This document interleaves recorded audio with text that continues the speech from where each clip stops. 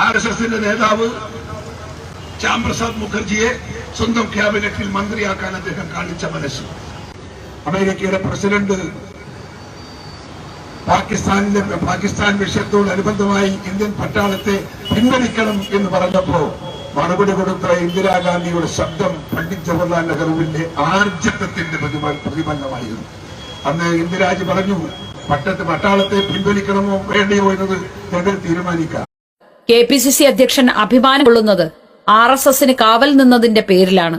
ദയനീയമാണ് കോൺഗ്രസെ.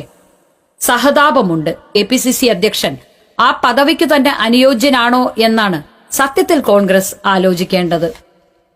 BJP തന്നെ വിളിച്ചതൊക്കെ നേരത്തെ തന്നെ സൂചിപ്പിച്ചിട്ടുള്ളയാളാണ് K സുധാകരൻ. KPCC അധ്യക്ഷ സ്ഥാനത്തെത്തും മുമ്പ് സുധാകരൻ BJPയിലേക്ക് പോകും എന്ന അഭ്യൂഹവും ശക്തമായിരുന്നു.